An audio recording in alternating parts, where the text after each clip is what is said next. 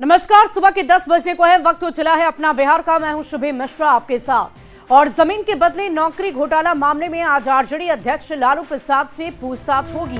बताया जा रहा है कि थोड़ी ही देर में लालू प्रसाद पटना के ईडी दफ्तर पहुंचेंगे, जहां उनसे पूछताछ की जाएगी। दरअसल लैंड फॉर जॉब मामले में ईडी की टीम ने लालू प्रसाद को भी समन भेजा है और ऐसे में आज ईडी दफ्तर में लालू प्रसाद की पेशी होगी। लालू प्रसाद से पूछताछ को लेकर ईडी ऑफिस के बाहर सुरक्षा व्यवस्था बढ़ा दी गई है। आरजेडी समर्थकों की भारी भीड़ को देखते हुए ईडी ऑफिस के बाहर अतिरिक्त सुरक्षा बलों की तैनाती तक कर दी गई है। और इससे पहले मंगलवार को लैंड फॉर जॉब मामले में राबड़ी देवी और तेज प्रताप यादव से ईडी की टीम ने लंबी पूछताछ की थी। सूत्रों से मिली जानकारी के अनुसार आज ईडी दफ्तर में लालू प्रसाद से पूछताछ के लिए जांच एजेंसी ने सवालों की लंबी फहरिस्त तैयार कर रखी है। जानकारी है कि ईडी की टीम लालू प्रसाद से लैंड फॉर जॉब मामले में अलग अलग सवाल पूछेंगी। लालू प्रसाद से जमीन के सोर्स को लेकर सवाल पूछे जाएंगे। वहीं जिन लोगों से नौकरी के बदले जमीन ली गई, उनसे रिश्ते को लेकर भी जानकारी मांगी जा सकती है। साथ ही जिन लोगों को जमीन के बदले नौकरी दिलाई गई, उनकी पैरवी करने को लेकर भी सवाल पूछा जा सकता है।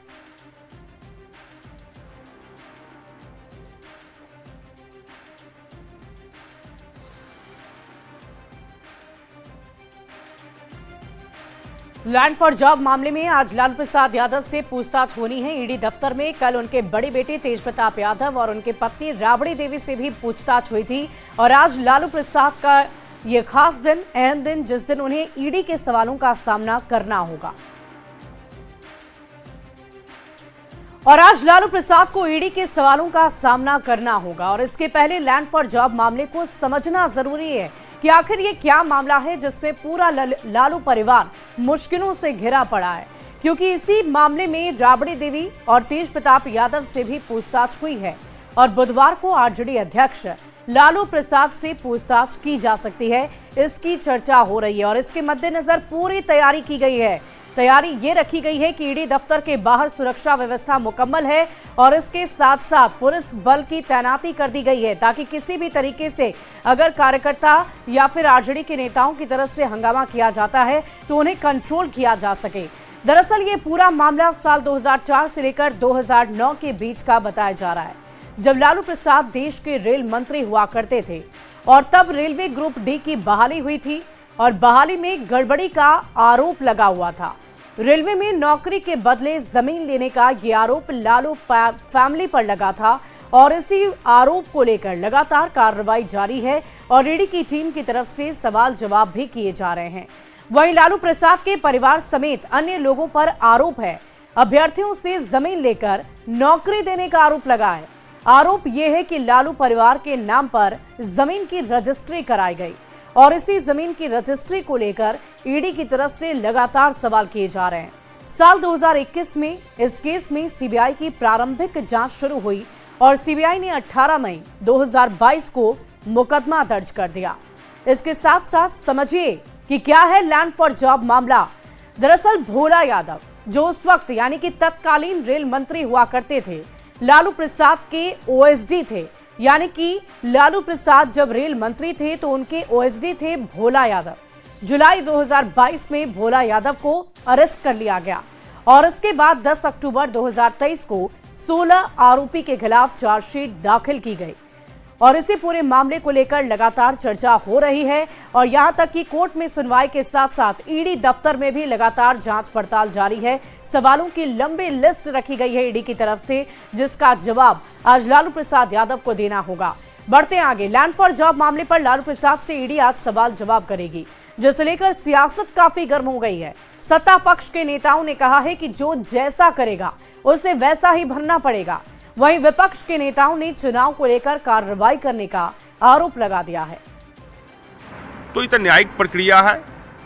लालू प्रसाद यादव जी हो, तेजस्वी यादव जी हो, तेज प्रताप यादव जी हो, चाहे जो हो, अगर ईडी हो, उन पर तो पहले से भी जो सजा याफ्ता है, पहले से भी उन पर सजा याफ्ता है। ये तो नई चीज है नहीं। ये तो बेल पर बेल, बेल पर बेल, बेल पर बेल के कारण ये लोग बचते आ रहे हैं। पहली बात तो अब चुनाव का समय आ रहा है धीरे धीरे, और जब जब चुनाव आता है तो केंद्र सरकार की ओर से लगातार दबाव बनाने की कोशिश की जाती है। और उसी का ये परिणाम है कि लगातार पूछने की कार्रवाई चल रही है और भी होगा। बहुत सारे लोगों से पूछताछ किया जाएगा, बहुत सारे लोगों के घर पर छापेमारी की जाएगी। ये तो केंद्र सरकार की नीति ही रही है और उसी का परिणाम है, हम समझ रहे हैं, लेकिन इससे कोई फर्क नहीं है। ये अभी 25 में चुनाव होने वाला है, कुछ महीने रह गए हैं। इस वजह से ही ये सब किया। भाजपा के पास कोई एजेंडा है नहीं, कोई हथकंडा है नहीं। मंदिर, मस्जिद, चीन, पाकिस्तान, उसके बाद बिहार में लालू जी का परिवार, कभी तेजस्वी जी से तो कभी उनके माताश्री से, कभी लालू जी से पूछे। ये लगातार चलता रहता है, लेकिन उससे कोई फर्क पड़ने वाला है नहीं और जनता सब देख रही है। एक कहावत है, जैसी करनी वैसी भरनी। बिहार को लूटने का जिन्होंने काम किया, बिहार में भ्रष्टाचार का अड्डा बना दिया, रेल में लूटने का काम किया, तो उन्हें ईडी का बुलावा आ रहा है। तो जैसा कर्म करिएगा फल तो वैसा मिलेगा ही ना। इस पूरी खबर के अधिक जानकारी के साथ पटना से न्यूज़ 18 संवाददाता अमित कुमार हमारे साथ लाइव जुड़ चुके हैं। सीधे उनका रुख करते हैं। अमित, इस वक्त आप कहां हैं, इसकी पूरी जानकारी दीजिए और साथ ही साथ ये भी बताइए, ईडी दफ्तर के बाहर आपकी मौजूदगी मुझे नजर आ रही है। कितने बजे का वक्त रखा गया है लालू प्रसाद के लिए, कब तक वो वहां पर पहुंचेंगे? देखिए, लालू प्रसाद यादव जो है उन्हें 11 बजे वैसे बुलाया गया है। जो संबंध में टाइम दिया गया है वो 11 बजे का दिया गया है, लेकिन वो कभी भी यहाँ पहुँच सकते हैं, क्योंकि कल जिस तरह से तेज प्रताप यादव को 1 बजे का समय दिया गया था और वो समय से पहले ही पहुँच गए थे। तो ऐसी कोई वार्ता नहीं है कि अगर आपको समय जो है वो 11 बजे का है तो आप 11 बजे ही पहुँच सकते हैं। तो कभी भी लालू प्रसाद यादव वो यहाँ पे आएंगे और फिर ईडी के जो अधिकारी हैं, जो टीम में शामिल जो अधिकारी हैं, वो उनसे पूछताछ शुरू करेंगे। यहाँ फिलहाल देख सकते हैं कि यहाँ पे ईडी कार्यालय में जो है पूरे तौर पे सुरक्षा व्यवस्था चाक चौबंद रखी गई है। जो फोर्सेस हैं उन्हें तैनात कर दिया गया है और यहाँ पे गहमागहमी भी जो है वो फिलहाल कम थोड़ी नज़र आ रही है, क्योंकि अभी लालू प्रसाद यादव आए नहीं है। लेकिन जैसे ही लालू प्रसाद यादव आएंगे गहमागहमी बढ़ जाएगी।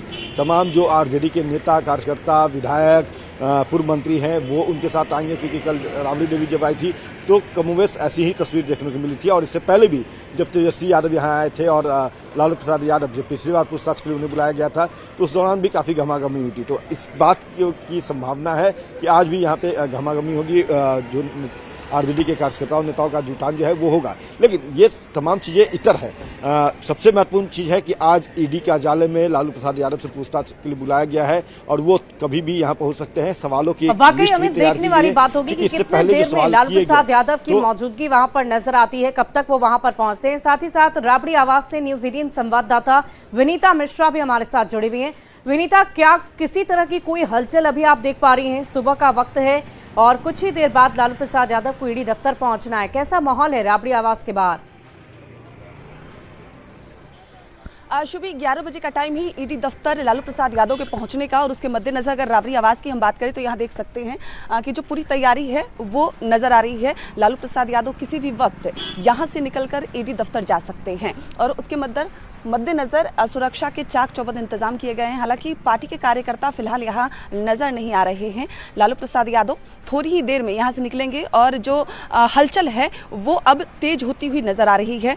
जो पुलिसकर्मी हैं वो सुरक्षा जो कर्मी हैं वो गेट पर तैनात हैं। लालू प्रसाद यादव की जो गाड़ी है थोड़ी ही देर में राबड़ी आवास से निकलेगी, ईडी दफ्तर जाएगी। और इससे पहले अगर कल की हम बात करें तो कल राबड़ी देवी तेज प्रताप यादव से पूछताछ हुई और आज लालू प्रसाद यादव को ईडी दफ्तर बुलाया गया है। 11 बजे का समय निर्धारित किया गया है और अभी 10 बज चुके हैं, यानी थोड़ी ही देर में लालू प्रसाद यादव राबड़ी आवास से निकलेंगे, ईडी दफ्तर जाएंगे। विनीता, क्योंकि राबड़ी आवास के बाहर आपकी मौजूदगी है तो बहुत सारे पुलिस कर्मियों को मैं तस्वीरों में देख पा रही हूँ, क्या आप उनसे बातचीत कर सकती हैं? अगर संभव हो तो जरा उनसे पूछिए कि उन्हें क्या समय बताया गया है, कब तक वो वहां से निकलेंगे? अब बिल्कुल छुबी कोशिश करती हूँ बातचीत करने की कि क्या कुछ समय दिया गया है, कितने बजे लालू प्रसाद यादव राबड़ी आवास से निकलेंगे और ईडी दफ्तर जाएंगे। सर, क्या समय दिया गया है, कितने बजे निकलने वाले हैं? हम लोग को मालूम नहीं है। अच्छा, सिर्फ अभी ऐसे ही है यहाँ तैनात? हाँ, ऐसी तैनात। बिल्कुल शुभी, यहाँ कोई इन लोगों को एक पास कोई जानकारी नहीं है कि लालू प्रसाद यादव कितने बजे निकलने वाले हैं, लेकिन जो सुरक्षा कर्मी हैं उनकी तैनाती कर दी गई है और इनकी चहलकदमी से ये साफ तौर पर नजर आ रहा है कि थोड़ी ही देर में लालू प्रसाद यादव यहां से निकलेंगे, क्योंकि 11 बजे का समय ईडी दफ्तर का है। वाकई विनीता, हम हलचल देख पा रहे हैं और इस हलचल से हम होगी। अंदाजा लगा सकते हैं कि अब बहुत ज्यादा वक्त नहीं है जब लालू प्रसाद यादव की गाड़ी वहां से निकलेगी और ईडी दफ्तर तक पहुंचेगी। ईडी दफ्तर के बाहर हमारे संवाददाता अमित कुमार लगातार हमारे साथ बने हुए हैं। अमित, मैं आपसे ये जानना चाहूंगी, क्योंकि कहा जा रहा है कि बहुत सारे कार्यकर्ता भी वहां पर, कल भी हमने देखा था जब राबड़ी देवी और तेज प्रताप यादव वहां पहुंचे थे तो भारी भीड़ नजर आ रही थी, और आज तो खुद पार्टी के राष्ट्रीय अध्यक्ष वहां पहुंच रहे हैं। जाहिर सी बात है कार्यकर्ता नेताओं की तरफ से बड़ी तैयारी रखी गई होगी। क्या अभी इस वक्त कोई कार्यकर्ता, कोई नेता वहां पहुंचा हुआ है? देखिए, इक्के दुक्के जो है कार्यकर्ता यहाँ पे हैं, नेता हैं, और एमएलसी जो हैं वो दो तीन एमएलसी जो है वो यहाँ पे आए हैं। लेकिन सबसे बड़ी बात है कि ये राष्ट्रीय अध्यक्ष सिर्फ आरजेडी के नहीं है, बल्कि इस लैंड फॉर जॉब मामले के मुख्य आरोपी भी हैं लालू प्रसाद यादव, और उनसे पूछताछ के लिए उन्हें यहाँ बुलाया गया है। तो ये जगह है जहाँ पे आरजेडी के जो एमएलसी हैं या नेता हैं उनका जुटान यहाँ पे होता है, और यहीं पे आकर के बैठते हैं, फिर वो इंतजार करते हैं कि कब निकलेंगे उनके नेता। तो फिलहाल यहाँ की तस्वीर भी हम दिखा रहे हैं कि घमाघमी नहीं है। इक्के दुक्के जो एमएलसी हैं वो यहाँ आए हैं, और ये तमाम कार्यकर्ता जो है वो अपने नेता जब उनके आएंगे ईडी कार्यालय में। वाकई अमित, ये सभी कार्यकर्ता नेता इंतजार कर रहे हैं, इंतजार इस बात का कर रहे हैं कि कब उनके नेता पहुंचेंगे और जल्द से जल्द ईडी दफ्तर तक पहुंचेंगे और वो आश्वस्त करेंगे कि भाई सब कुछ ठीक है, बेहतर होने वाला है। बढ़ते आगे, बिहार विधानसभा चुनाव से पहले बिहार कांग्रेस में बहुत बड़ा फेरबदल हुआ है। अखिलेश सिंह की जगह पर राजेश कुमार को बिहार कांग्रेस का अध्यक्ष बना दिया गया है।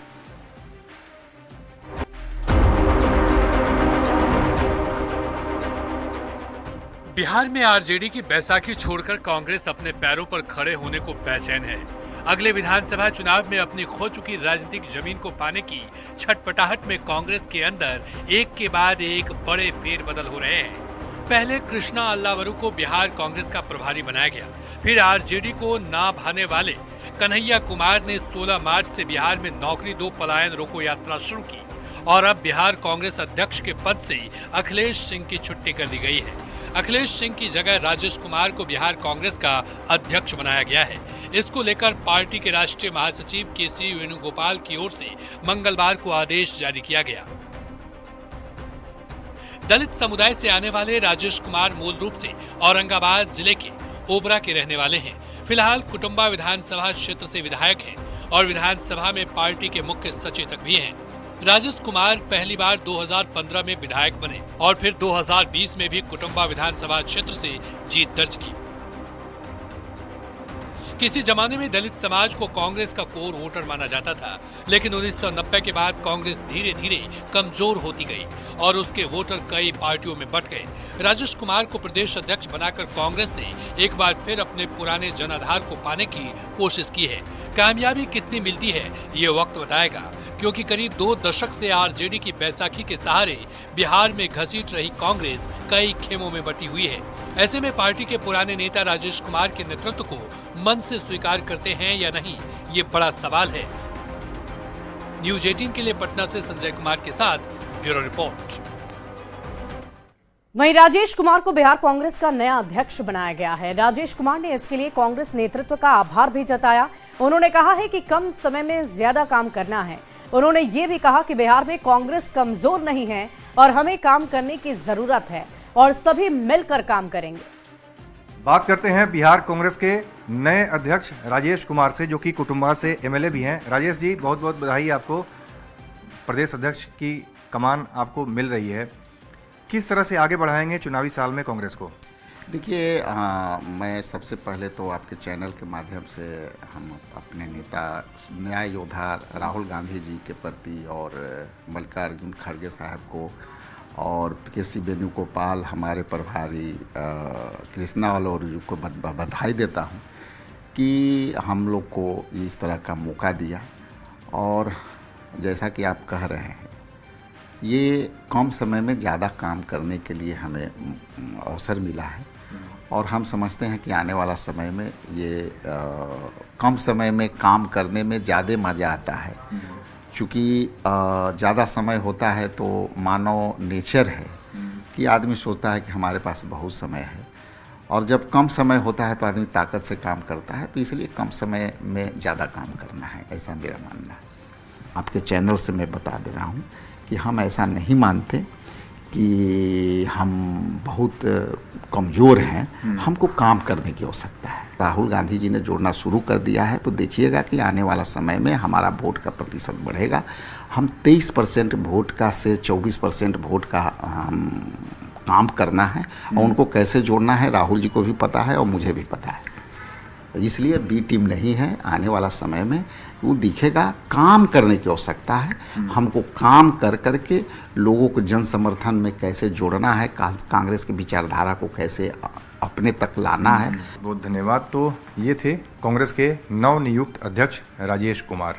कैमरामैन अपू पाठक के साथ अमितेश सिंह, न्यूज 18 दिल्ली। और इस बीच खगड़िया से बड़ी खबर सामने आ रही है, जहां एसपी राकेश कुमार ने बहादुरपुर थाना प्रभारी समेत कुल 6 पुलिसकर्मियों को निलंबित कर दिया है। इस वक्त की बड़ी खबर आपको बता रहे हैं। इनमें 3 सिपाही और 2 चौकीदार भी शामिल हैं। सभी पुलिसकर्मियों पर पैसे लेकर शराबी को छोड़ने का आरोप है। बताया जा रहा है कि रात में वाहन चेकिंग के दौरान इन पुलिसकर्मियों ने एक कार सवार को पकड़ा था, जिसके बाद से शराब की बोतलें बरामद हुई। हालांकि बाद में इन पुलिसकर्मियों ने 80,000 की रिश्वत के साथ आरोपी को छोड़ दिया। अनुशासनहीनता के आरोप में एवं संदिग्ध आचरण के आरोप में बहादुरपुर ओपी में थानाध्यक्ष को कल निलंबित किया गया है। उनके साथ 3 सिपाही और 2 चौकीदार को भी निलंबित किया गया है। इन सभी के विरुद्ध संदिग्ध आचरण, मनमानेपन एवं कदाचार का उनका विरुद्ध आरोप प्राप्त हुए थे, हमें शिकायत दर्ज हुई थी और उसके आरोप में एसडीपीओ सदर 2 के द्वारा जांच कराई गई। जांच के प्रथम दृष्टया में आरोपों को सत्य पाया गया। इनका संदिग्ध आचरण और कानून के द्वारा प्रदत्त शक्तियां हैं, उनका दुरुपयोग, ये सारी चीज़ मामले प्रकाश में आई है। अतः इनको निलंबित किया गया है और शेष जितने भी चीज़ है सारी चीज़ें हम लोग विभागीय कार्रवाई का आदेश दिया गया है। उसमें अन्य जो भी आरोप है विस्तृत रूप से जाँच की जाएगी। अनुशासनहीनता कतई नहीं बर्दाश्त की जाएगी। अगर कोई भी व्यक्ति, कोई भी थाना कर्मी या सिपाही किसी प्रकार से भी गलत कार्यों में लिप्त पाया जाता है तो उसके विरुद्ध कड़ी कार्रवाई की जाएगी। और अगली खबर मधुबनी से आ रही है, जहां पुलिस के हाथ एक बहुत बड़ी सफलता लगी है। पुलिस ने टीम पर जिसने हमला किया उस मामले में 8 अभियुक्त और डीजे संचालक हत्याकांड में 1 अभियुक्त को गिरफ्तार कर लिया है। आपको बता दें कि बीते दिनों खुटौना थाना क्षेत्र के पड़साही गांव में जमीन विवाद में मारपीट की सूचना के बाद पुलिस की टीम मौके पर पहुंची थी, जिस पर स्थानीय लोगों ने जानलेवा हमला बोला था।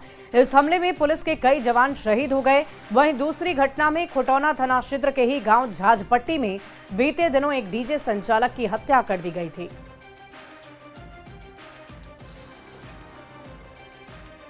सरकारी जमीन पर अवैध कब्जे को लेकर 2 पक्षों में मारपीट हो रही थी, जिसकी सूचना डायल 112 और एसएचओ के मोबाइल नंबर पर की गई और उस विवाद को सुलझाने के लिए 112 और एसएचओ की टीम के द्वारा तुरंत यहां से जो है मूव किया गया और वहां स्थानीय जनप्रतिनिधियों को लेकर जो है उस विवाद को सुलझाने की पहल की गई। लेकिन ग्रामीणों ने एकजुट होकर जो है थाना की टीम और डायल 112 की टीम पर जो है अचानक हमला बोल दिया और उस हमला में जो है पुलिस पदाधिकारियों के साथ मारपीट की घटना हुई। और फिलहाल इस बुलेटिन में अभी के लिए बस इतना ही।